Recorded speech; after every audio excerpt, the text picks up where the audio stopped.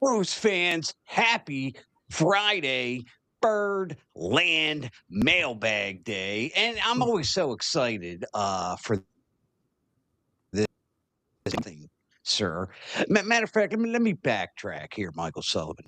You and I are on a baseball team. Let me tell you what happens. Okay. Game's over, you run in the clubhouse, get in the shower. I'm the guy that'll be out there for 2 hours signing autographs. I'm one of Okay. them.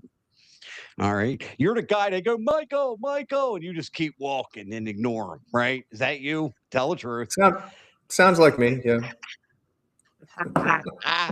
So I love interacting with the fans. And as always, folks, we graciously and wholeheartedly appreciate it. A couple minutes late today, guys. Some technical difficulties. We do apologize. Michael Sullivan, 2 out of 3 in St. Louis. However, you remember your pal Joe Rossano is never wrong, and you know that now. The Cleveland Guardians, I told you they were going to really cause some trouble for the Orioles making the postseason. What say you? Now they're over 500. Yeah. Well, I mean, you said somebody would get hot, and Cleveland's gotten hot, and they're 2 games over 500, but it took them going 8-2 to get there. So, the question is whether you believe that they can continue that kind of baseball. If they do, the wild card is theirs. I mean, that's all there is to it. Because I don't, unless some other team, Orioles included, go on the same kind of run to stay close. Then it'll be theirs. If they're going to play 800 baseball the rest of the way, they're going to get the wild card. Yeah, sure. Do I think they will? I got to tell you, No. But this podcasting school you're going to, it's really paying off, Michael. I absolutely love it. We appreciate that. Michael, here's the thing. We got two out of 3 in St. Louis. St. Louis is not a team that's 15 games below 500. Okay. nope. Now we have the Athletics and the Colorado Rockies. And these are the series, Michael Sullivan, the brilliant Michael Sullivan, that wakes me up in the middle of the night for 2 reasons. One is the game's on at 1 o'clock in the morning, and that wakes me up in the middle of the night. And Yeah. number two, here we go. We lose 5 out of 6 to the Athletics and the Colorado Rockies. That has been the thing that has driven me nuts this season. I mean, the Orioles should really, with their talent, their pitching, and all that cool stuff, should sweep both of these teams 8-9 on the trip. We are in a dogfight on September the 15th. Joe, I'm just going to Where take am I issue going with wrong the here? Joe. I'm just going to take issue with the I notion knew that it. any team should sweep any team in baseball, right? I I mean, got it. I mean, I know what you mean. you know what I'm saying, right? If they go 4-2 against those teams, that's 666 baseball, right? And it would be 6-3 on a road trip. It's not what we need, and it's not what we want. But saying that one team should sweep another team in baseball is just, it's ridiculous. It ain't football where there's 16 games and you go into a game going, this is absolutely a game they should win. You can't go into a baseball game going, this is a game they should win. Even though they're going against a team tonight that is a lousy team, they're starting a guy with an ERA over 5. But guess what? The ones The I'm guy scared has of. the match. I'm not worried about the Grom. Well, it doesn't matter. It's a left-handed pitcher, So, he's got the magic weapon that is the Orioles' kryptonite, which is he throws with his left arm. Did you see the last game? Did you see the last game? I've seen the games, 13 runs. Occasionally they have a good game, and that'll happen because it's baseball. But looking across the season, facing left-handers has not been a strong point of theirs. I like this comment, Michael, from us. They already fired Mr. Hyde. Get it? Next up, fired Dr. Jekyll for building this franchise. Rankings of a team. Michael, now I gotta tell you, I really, really, really agree with this. This is a Frankenstein freaking team sometimes, especially going into the season with the, four, possibly five first basemen, a whole bunch of left-handed hitting outfielders, and it couldn't play outfield. Blaze Alexander, the team is the fans are salivating for to come back. Their super utility guy because he seems to be the best hitter on the darn team. Michael, I mean, really, I think this is one of those shows where you know you are just going to have to come on out to the mound and calm me down here.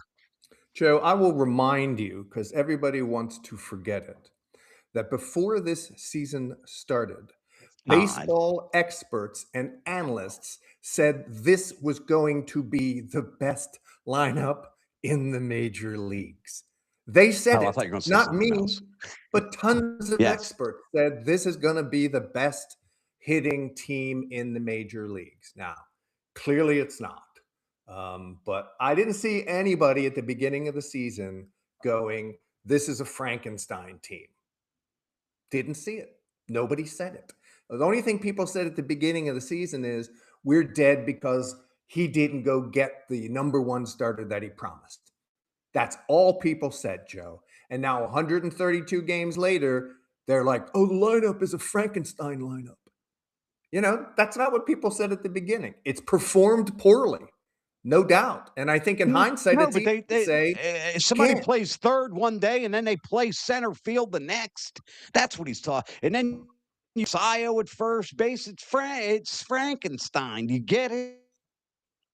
Kobe I Mayo, got I it. mean, Maybe Pete it's Alonso a has younger played guy almost thing. every Pete Alonso has played almost every game except in this last, little stretch where he's got a calf thing he's dealing with at first base.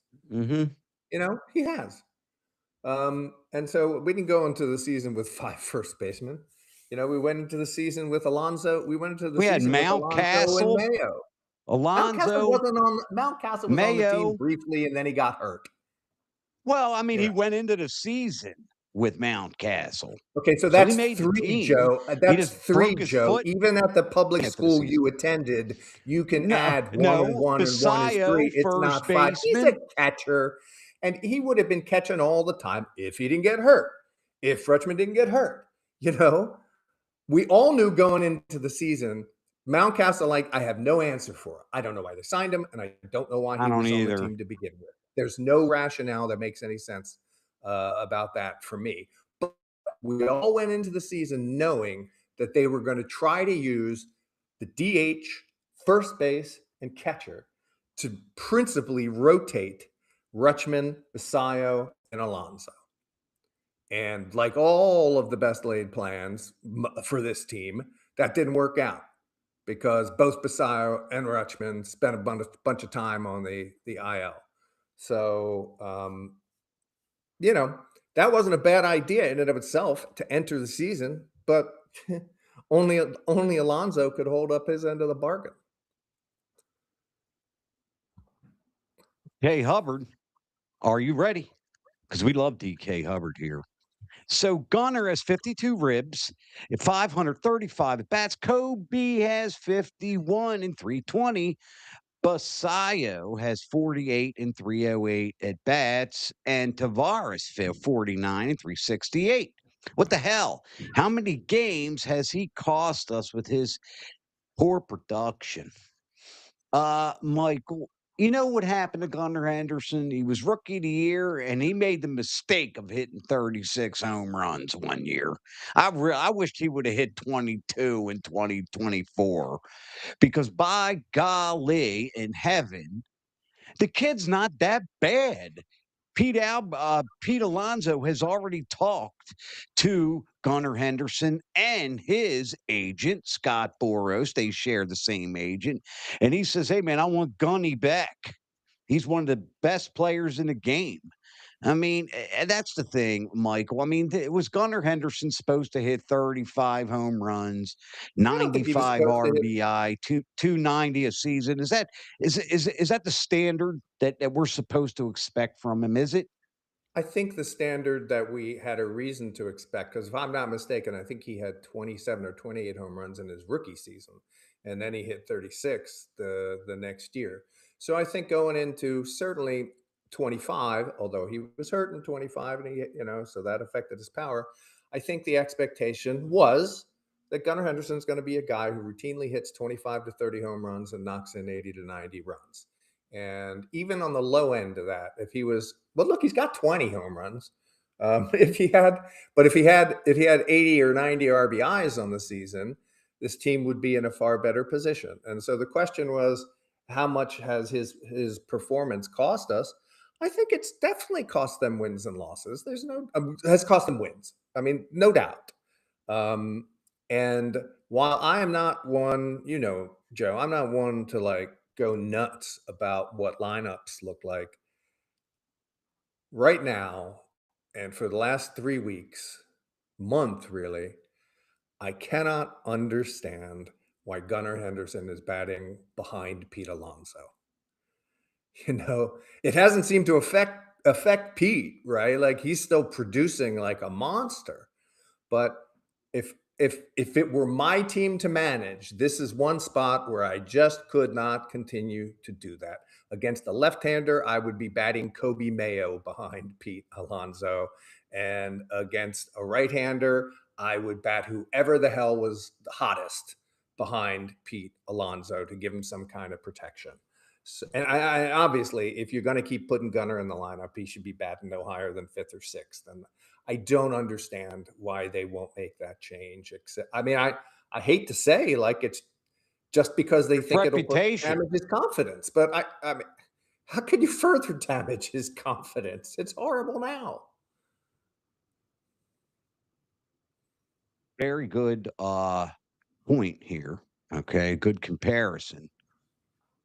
Adley Rutschman. Okay, Ben McDonald said this, that Adley's reputation and all things Adley were just higher than his actual production, than actually what he was as a player. And yeah, I mean, Gunnar Henderson on the MLB 2025, the show video game box, uh, 36 home runs, blah, blah. And a picture of him on the back of the scoreboard.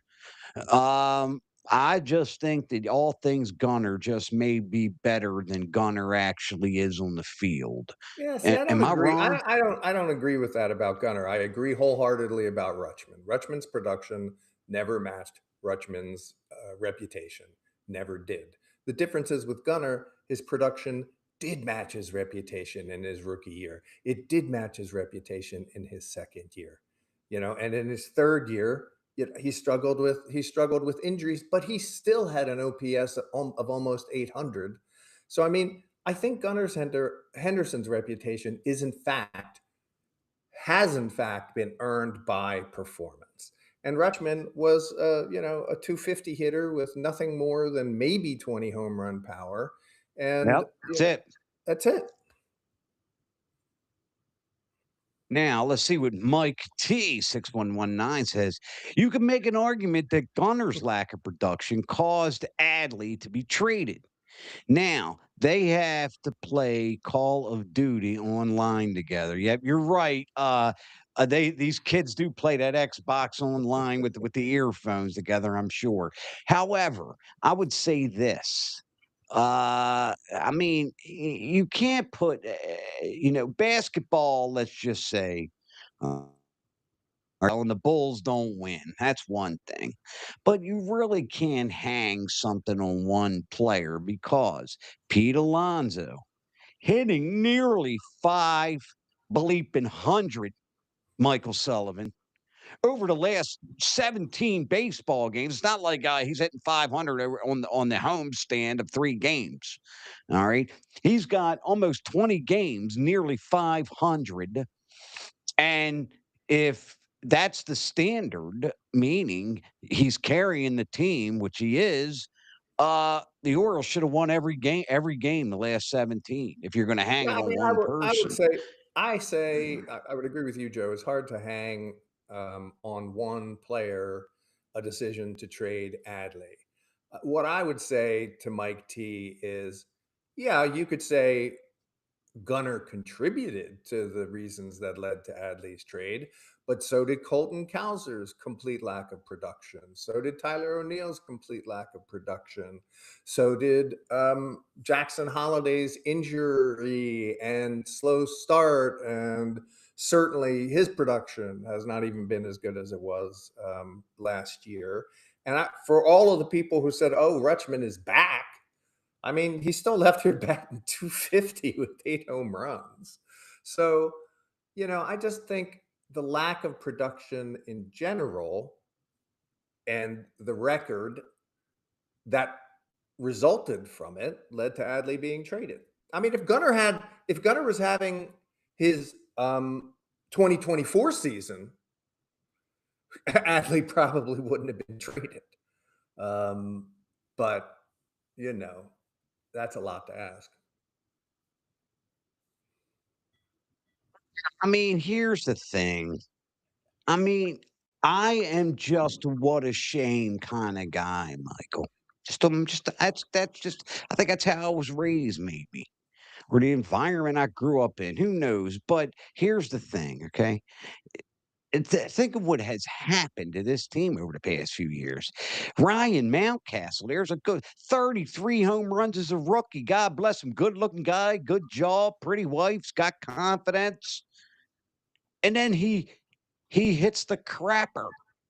Gunnar Henderson. This is Gunnar Henderson. 36 home runs. He hits the crapper. You have Colton Cowser is the rookie of the year 2024 crapper.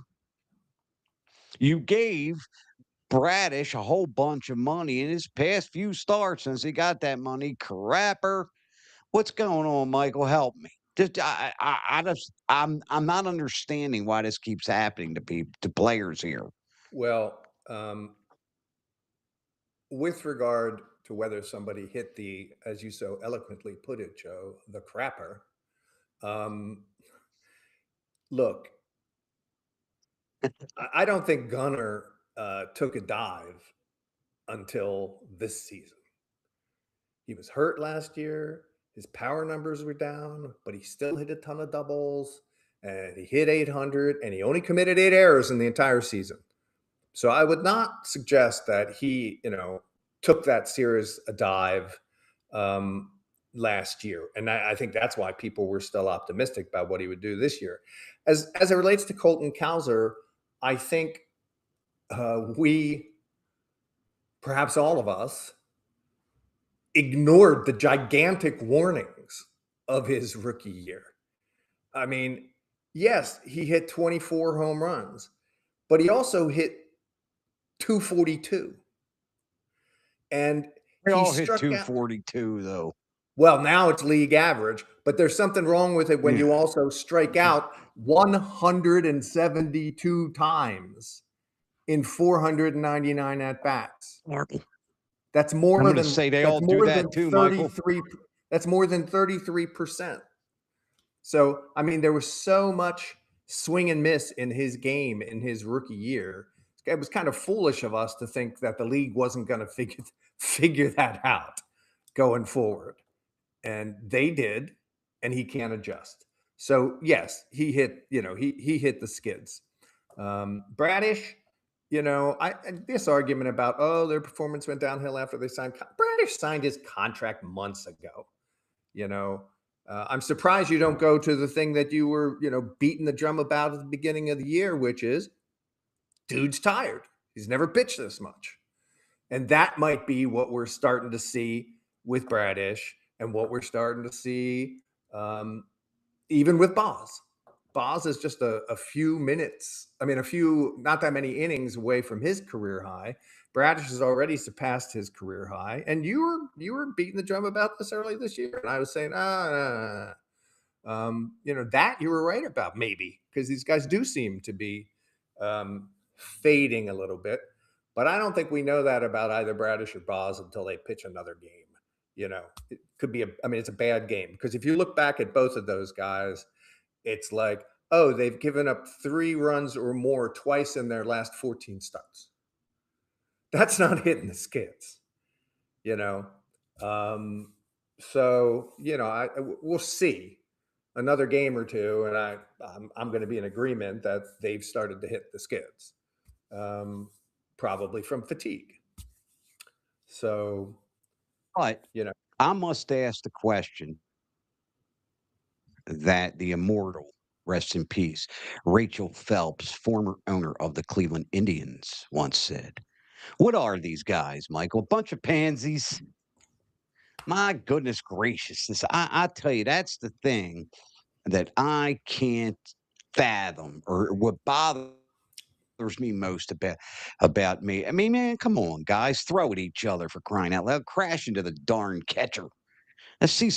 I mean, now he's tired. We got dead arms out there. The whole league has gotten Tommy John surgery. My dream is to do 2 interviews. 2. Ready? 1, Paul McCartney. 2 is Hall of Famer Jim Palmer. Okay. And I'm going to ask Jim Palmer what he did that was so magical, so mythical, that he never needed elbow surgery from a Tommy John type elbow surgery. What did he do? He pitched 300 innings a season. Check the stats. Lowest, I think, 272 or yeah, in 1973. So I got to ask you again, what are these guys? Bunch of pansies? Michael Yep. Sullivan, what say you? I The answer to that, I think, is simple. The simple answer to why guys are injured, why guys can't pitch that many innings, why, is they have been, since they were 10, 11, 12 years old, been told to pitch every pitch with max effort. And if you ask Jim Palmer whether he pitched every pitch with max effort, he will not say yes. And Jim Palmer did not throw 97, 98, 99 miles an hour, you know? And so when you add up a lifetime of that, from, travel baseball to high school baseball, maybe right to the pros or to college and then to pro baseball. When you hit the minor leagues, what do they want? They want max effort, because they only care if you go 6 innings. They don't care if you go 7 or 8 or 9, because the plan is to have a setup man pitch the 8th and a closer pitch the 9th. That they only throw 20 pitches so that they can throw it as hard as they can, so they can come back and pitch the next day. And that kind of max effort takes its toll on pitchers' arm health, and I think that's clearly why we see all the surgeries and all the injuries and all the people tiring out, because they're just throwing at max effort all the time. All the time. Here we go. Catherine, is that Natabelli? I don't have my glasses on. 4744. Reportedly, Matt Holliday is going to be with the Orioles throughout the road trip. Do either of you know if he will work with Gunner and or Cowser? Catherine, thank you, and thank you for watching. Here's the thing. Let me say I this, just want to Michael know. Sullivan I and just want to know Catherine. that's. Go I ahead. want to know that's Catherine. I know you can't see, but it's. I know you can't see, Joe. It's Catherine Altabelli. So I'm wondering, is it like Joe Altabelli's granddaughter or It's niece? like daughter or Last granddaughter last guy watching to us. last guy to lead Put a that in the Orioles chat, team Catherine. to a World Series. Amen to that. Yeah, we love the Altabellis around here. Yeah. Uh, Catherine, let me say this. I was a soccer coach. I remember this distinctly. And we're in Baltimore, so I'll mention a name here. And actually, I can't even remember his name. But the coach of the Baltimore Blast's son played on the team I was coaching. Okay. Was Kevin, the his first name was. I was their think last name Cooper? What Kevin was. Was it Kenny No, it Cooper's wasn't son? Kenny Cooper. It was the guy with the long hair. Okay, I don't know. And I know him personally, and for some reason I cannot remember his name. But he did not say a word to me, like, he said hello and was nice, but he did not try to inject himself into the team until I asked him 4 times, and then he finally said yes, and he brought out all this cool drill stuff that I had never even seen before. But I don't think Matt Holliday. I think Matt Holliday talks to Jackson and Nathan, but I don't think uh, that he would inject himself in any capacity unless Gunner goes to him and says, "Hey, Matt, question for you." Unless I miss my guess, Michael, are you on board with that? Do you think Yeah, that'd be w- my guess because uh,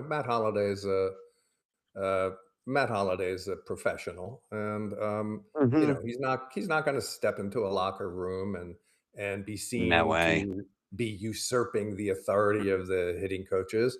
When he's in Not a chance. Colorado or Sacramento, because I know Holiday lives out west. I wouldn't be surprised to see him in the stands, right? I wouldn't be surprised to see him in the stands for batting practice. Um, and like you said, I'm sure that Jackson talks to his father about it. His father has helped coach him all his life. So I'm sure they have conversations about it. So in this case, Michael, ready for Charles Flynn Nilly. I don't know. Can't again, I don't have my glasses on. The problem is, we'll call you Charles. The problem is they want and expect tons of dough and don't want to do anything for it. Michael, Jim Palmer. Okay, I gotta get back to him. Maybe he'll see me and come on. He asked for $275,000. 275,000. All right. Um, Probably the money you made when you were entry level. So, and the Orioles said he has 275. The Orioles said 225. They landed on $250,000, which is peanuts compared to now. I would say that, I mean, stop giving them the damn dough, right? Stop giving them the dough. You Dylan can't. Cease, real good. He got $200 million after he had a 5+ ERA. Stop giving him the dough. Well, I mean, yeah, you should stop those kinds of contracts, but that's what owners do. But what I would say is, you use that $250,000, 275 example with Jim Palmer. The major league minimum salary this year is $780,000. That's the minimum. If you call a guy up from the minor leagues, he automatically starts earning, I believe it's $4,000 a week or something. No, it's more than that. And yeah, close to that, $5,000 6,000 a week. And the average, the minimum salary for a season is $780,000. So when people say, oh, they want all this money, but they don't want to do anything for it, everybody's entitled to their opinion.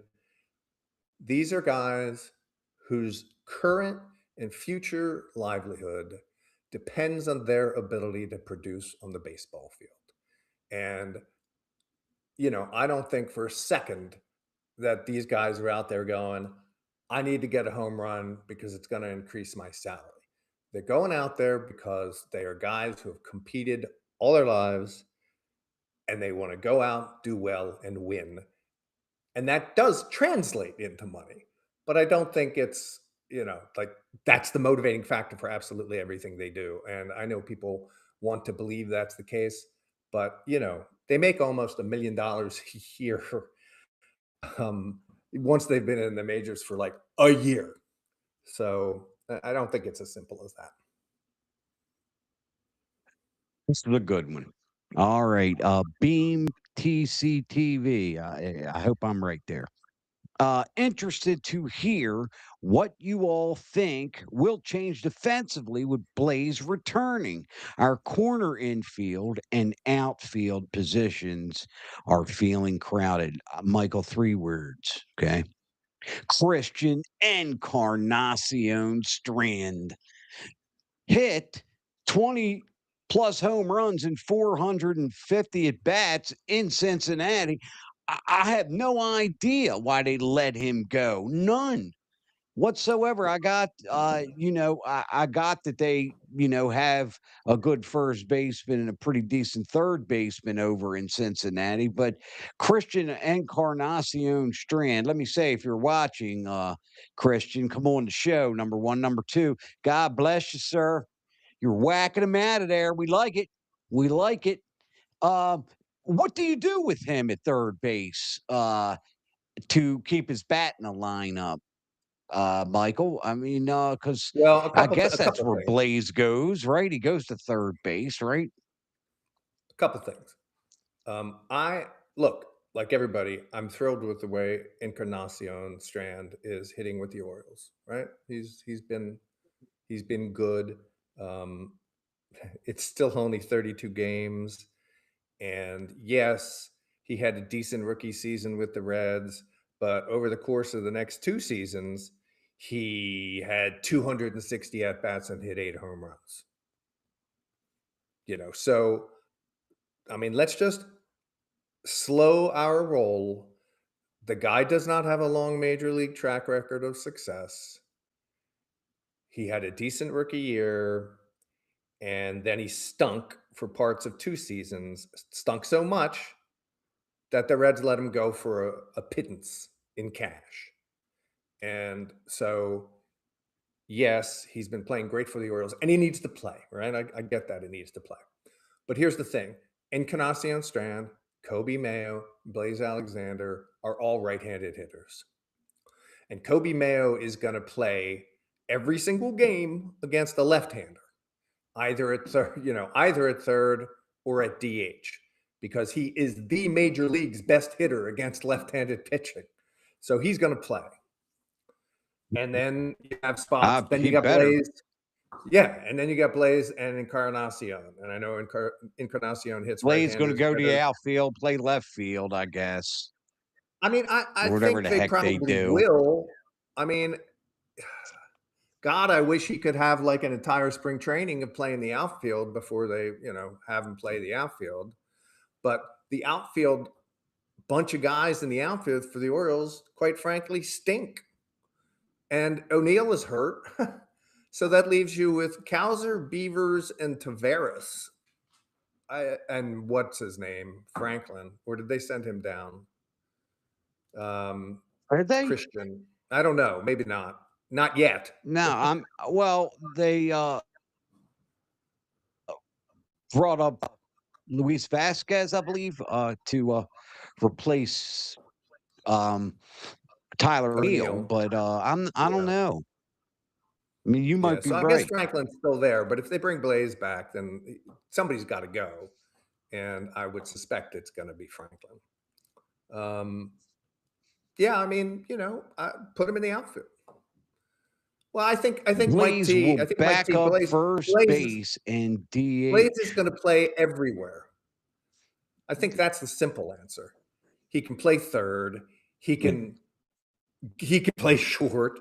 He can play second, and he can play a corner out. We even played a game. He played a couple games in center, didn't he? So I mean, he can play everywhere. So I think they're going to find a way to get him into the lineup, to the dismay of people who want to see a regular lineup all the time. I don't think getting Blaze back is going to get you a regular lineup. I think it's going to lead to just a lot of lineups based on matchups and right-left matchups, and it'll be more of the same. Statistics and analytics. Yep. Yes, it will. See, what was that question? Here I we think it go. was Yeah, I David. agree with this one. I'm pretty Yeah. sure. I mean, I would if I were him. Rubenstein said he tripled the payroll and the team fell to last place.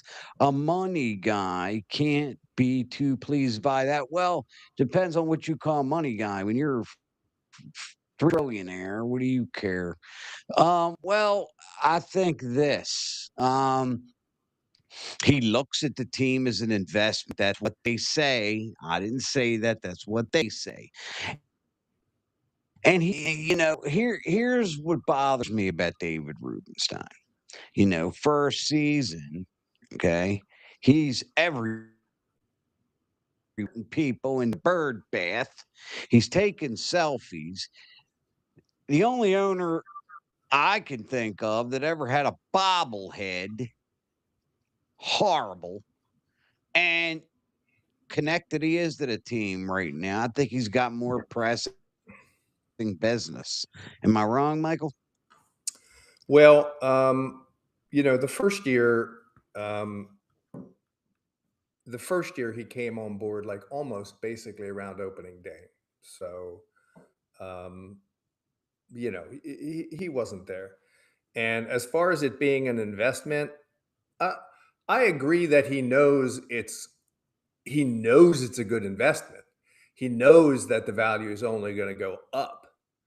But as for the reason that he bought it, I don't think he bought it because he viewed it as a way to increase his fortune.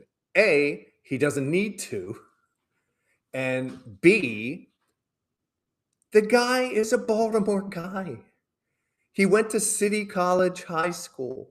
He grew up rooting for the Orioles, and he wanted to own his Yep. hometown team, and he could. And so he bought it. And I know he did make some comments the other day about, not being happy about how they performed and, payroll and things like that. But he didn't triple the payroll, right? I mean, the payroll in 2024 was 92 million. Now, if he's talking about 2023, I guess, it was 60, and now it's 160. So I'm no mathematician, but that's not triple. It's still a huge increase, and it is the biggest salary. It's the biggest payroll that the Orioles have ever had. I don't think he needed to learn that you can't buy wins in baseball. Go talk to the owner of the Mets, right? That's just not how it. That doesn't Or the always Yankees. translate to Yeah. winning. I saw one. Yeah, Grayson. All right. I Here's one know. for you, Michael D.K. Hubbard. You know who is in 4 starts in August, 3.23, 25 Ks, 22 innings. But we did get that 5 home run, 20 RBI guy. Don't get mad, Michael. I'm not going to get I'm mad. I sick of mean, being right all the time, but that's up to you Michael. are far from right all the time, Joe. That's for damn sure. Um, yes, he's pitched well. I still don't know whether he's going to get to 100 innings this year because he's only pitched 71. And for all the praise for his last 4 starts, his ERA is 6, and his WHIP is 1.5. So he may be rounding into form, but he's been far from fantastic. He's averaging less than 1 strikeout an inning. So in the long run, if he pitches like he has late in this season and he can manage to stay healthy, yes, that'll be a great deal for the Angels. But we'll have to see. I don't know why anybody would have faith that Grayson Rodriguez is going to stay healthy. Everybody thought that the Orioles fleeced them, though. Oh, I didn't think it. I didn't think that they. Mm. Well, if he stayed hurt, Not you. yeah. Just they all thought that, hey, the Orioles got the better of that deal. They fooled them. They unloaded that bum on them. I knew it. Let's see. Gunner, let me answer this one, then you, Michael. Gunner should have been replaced before anyone this last trade season. Enough with Henderson. He stinks. I got it. Randall, I got it. Okay, here we go. Gunnar Henderson is going to get $400 million somewhere. I don't care where, he's gonna get it, okay? He's that good. However, uh, when it comes to and I see this, and Michael, I see it and scroll over it. You see it and answer it. When everybody says, "Get rid of this person, get rid of that person, fire this person," nobody at this particular juncture to replace Gunnar Henderson, who's going to be better than him, and no sense in trading a guy with another year, almost 2 years of control left. So yeah, I mean, again, replace him with who? Belanger. I mean, who you got out there? I mean, again, we Jay fired, and that's that. Michael, am I wrong there? Now I'm No, actually you're sound like absolutely you on this one. no, you're absolutely right. I agree with Randall that he should be batting somewhere at the bottom of the order. I agree with that, Randall. Yes, But getting rid Randall. of him, We but love getting rid Randall. of him makes no getting rid of him makes no baseball or business sense. As Joe said, he's got 2 more years of control. Right now, his value is as low as it's ever been. So why would you trade him now? Um, and the fact of the matter is, Joe says, "Oh, he's going to get 400 million somewhere." He ain't getting 400 million dollars anywhere unless he comes back and plays a little bit more like the Gunnar Henderson we saw in the first few years of his career. If he doesn't do that, Gunnar Henderson's career is going to look a lot sketchier if he doesn't put together a season that makes some team confident that 2026 was an aberration. Yeah, no, 2025, he wasn't that good either. 17 home runs, Michael. It's a far cry from 36. I guess he was all right. Here we go. This from Serrano 880. Serrano of old. Baltimore, we have a problem. The 2026 Orioles are 2-8 against the damn Yankees and 15-21 in interleague play. That amounts to negative 12.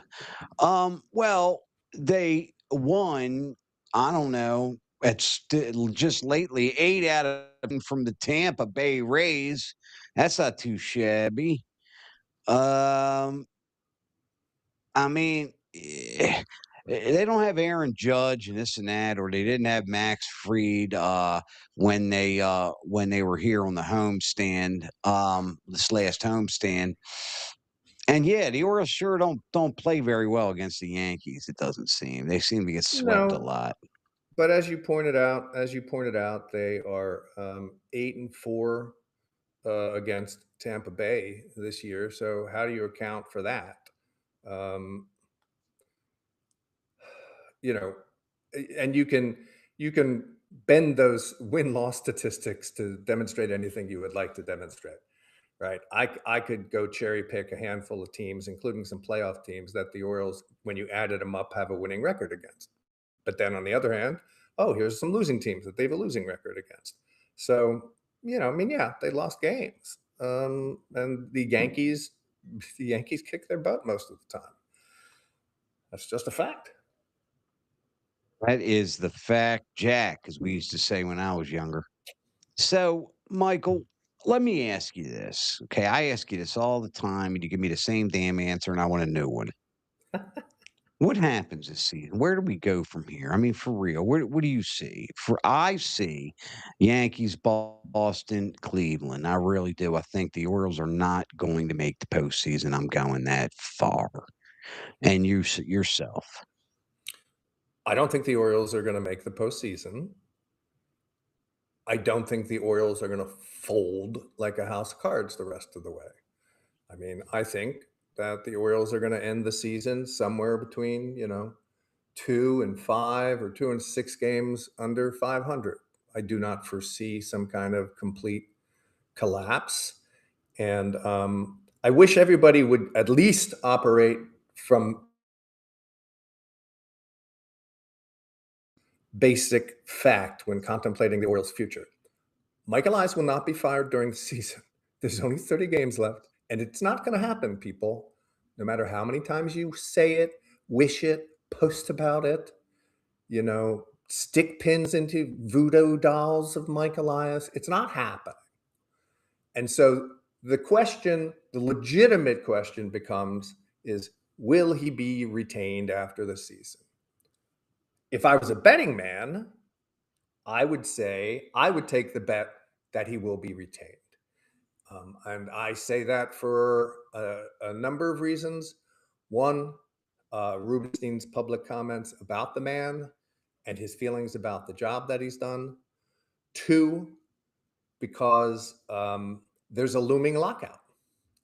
And if you fire him, even if you fire him the day the season ends, whatever it is, for October 1st or the first week of October, you will have no more than 2 months to put a GM in place and have him deal with any of your personnel issues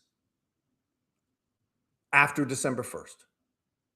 Like, and there's no way you're going to fire him October 1st and conduct a meaningful search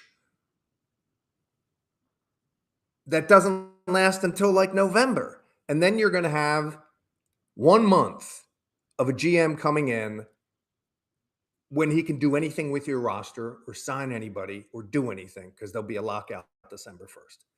So it doesn't make business or baseball sense to me. Not that it doesn't make sense to fire Elias, that it doesn't make sense. It wouldn't make sense for any team to change their top executive at that time. Now, some teams did it early, and that probably made more sense. But doing it after the season, I don't think it makes sense. I don't think it'll happen. But we'll see. I doubt it. JT Miller time, hot take season summary. Mike Elias or Craig Almernad needs to be held accountable for bullshit moves. Example, stop moving players from one defensive position to another. These are effed moves that have cost us nearly 10 games in the first half.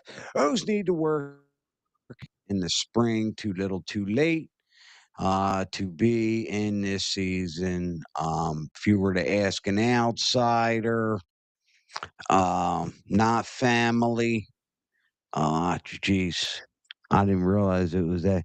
Who plays what position? The answer. Well, Pete Alonso plays first, and a bunch of other people play the other positions. Michael, you related to this JT Miller time? Sounds like No. The only thing I would say is go look at every team in the major leagues. They move people all over. They move people around the lineup. It's not unique to the Orioles.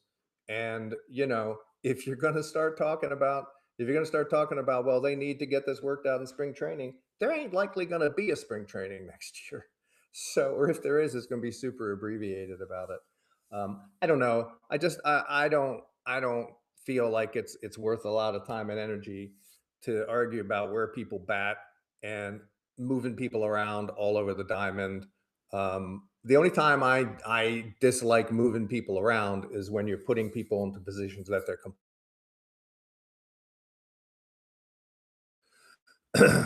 if you put somebody in the outfield who's never played well, outfield, that bugs me. You know, um, that doesn't happen too I'm much going to though. do some research, Michael. And, maybe we could do a show early next week and, we could talk about this lockout thing because A, it's not talked about a lot. B, it's a real thing. I mean, next season, by golly, Michael, I mean, we got a freaking problem. There's a big problem. I mean, it seems to be commonly accepted that there will be a lockout. And so I guess, I mean, there's always a chance that there won't be, but it seems to be common in the industry to believe that there will be a lockout December 1st. And then there's a question of, how long it goes. And that's the thing that, nobody knows about. And with regards to Blaze, moving guys around, um, Blaze has played almost 20 games in the outfield for the Orioles this year. So, if they put him out there, I don't have a problem with that. And he did play some outfield, like maybe 15 games the year before with Arizona. So he's not completely inexperienced in the outfield. He's one of the best athletes on the team. And, if he could come back and hit anywhere near that in a way that approached the way he was hitting before, that would be a big boon to the club. So, I know they'll find a way to get him into the lineup. Oh, they'll figure it out, I'm sure. Here we go. We got Donald Hill. Albernaz keeps juggling the lineup, putting hitters in the wrong spot. Why is Pete Alonso batting second? Should be batting fourth or leave him there. I don't know. Hey, Michael, I'll tell you what, right now, let me tell you what Pete Alonso reminds me of. Okay, so I don't go anymore, but when I used to go to Atlantic City from time to time when my parents were still alive, I used to play craps, right? And it's a well-known fact in craps, Michael, when you're rolling dice and you're making numbers and you're doing well, is not to go near the person rolling the dice. Like if somebody's rolling and really rolling and everybody's rolling in the dough, you don't want the guy's wife near him. Okay. So I would not touch Pete Alonso right now. He's got the hot dice. We got a lot of chips stacked up here, and let him keep rolling. If he's hitting that well in the number two hole, then leave him there for the rest of his life, I say. But Pete Alonso, a number two hitter, I mean, not certainly not historically. I mean, But but that stuff is that stuff, it's and hitting and with 500. with respect to the person submitting the question, that stuff is bullshit anymore. It's not what people do, right? Yes, DK Hubbard. People think it's the 70s. It's not, and there's no such thing as a true Nah, leadoff so do I, hitter. DK. Yeah, there's nobody, there's nothing such as a true leadoff hitter. Kyle Schwarber leads off for the Phillies and has been doing so for years. Aaron Judge has hit leadoff from the Yankees from time to time. And with regards to Pete Alonso, if I had three guys who could hit to put in front of him, then maybe I'd bat him fourth. But we don't. We don't even have one guy to Right. hit in front of him who can hit. So it doesn't really matter where you put him because none of the guys in the lineup get on base. So this notion that there's some traditional structure where you have to use a cleanup hitter when nobody in your starting lineup. Yesterday, the Orioles had two guys not named Alonso who were hitting over 240, barely, right? And the lineup they faced Right. yesterday for the Cardinals had six guys hitting over 240. So it doesn't really matter who hits ahead of Alonso. I mean, I could make the argument that you just ought to lead him off, but they won't put anybody they don't have anybody to protect him anyway. So, and as Joe said, the guy is just destroying the American League right now. So I just leave him where he is. Yeah. Don't jinx the guy throwing the dice. No, I mean, exactly. I really mean that. Um, Michael, I'm gonna say a couple more things here before we log off. Unless some of you have been on the moon for the past few days, let me see if I could put this on the screen here. I hope it doesn't stop. You got my next episode, Albie and Andy, apology. And let me tell you what this is, Michael, in case you don't know. Albert asked when it was 12-1. I don't disagree with that. But of course, he was asked about it in the post game. And this is Andy Koska, beat writer, has been on the show, beat writer for the Baltimore Banner. And Albernaz says, "Hey, we want to get him off his feet. He'd been dealing with that calf and etc." So Andy Koska says, "So I assume the same calf that he was dealing with in Tampa." And he goes, "I didn't say anything was wrong with him. I said I want to get him off his feet. Don't put words in my mouth." Well, he did say calf. So, yeah, that upset some people. So I did an episode, of course, about it. To, I think Albie owes this young man an apology. Oh, bullshit. Um, Bullshit. He doesn't owe oh, here anybody we an go. apology. Good grief. I We mean, spend the entire season crucifying Craig Albernaz for showing no guts, for showing that he will oh, and then he stand up yells to at a anybody. You know, you 29 crucify year him for old. everything he does, and he just says to a reporter, I didn't say that. Who cares? Andy, you, and anybody else is upset about it should just get over it. I get pissed off if that's the only question I'm getting when you win a game 13-1. Yeah, I mean, what I'm saying is that, you know, Albernaz made the darn mistake. He didn't have to be a jerk to the young man. Oh, but we hate it when he's So nice. you We he hate didn't it put when he words does, in your but mouth. we hate it when he's not a jerk. We hate it when he doesn't explode. I We hate wanted it to when go he out. doesn't do I those said that in things. the episode. Go out on the field and do that. Go do that in the field. The guy shows a Not little bit of not to life. a Guy beat guy shows writer a who's little probably bit of life, 30 years and old. the poor reporters like that hurt my feelings. I would say pansy. That's what I would say. Oh Lord, who me? Because I'm the one who's mad. But a lot of Yeah. fans online did not like it. They did not Fans like it, don't but I'll like tell you what they do anything, like. They like Joe. something.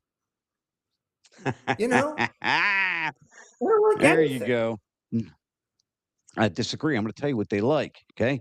They like Birdland Mailbag Live with Joe and the brilliant Michael Sullivan. Now, I must tell you, Michael, they do love that.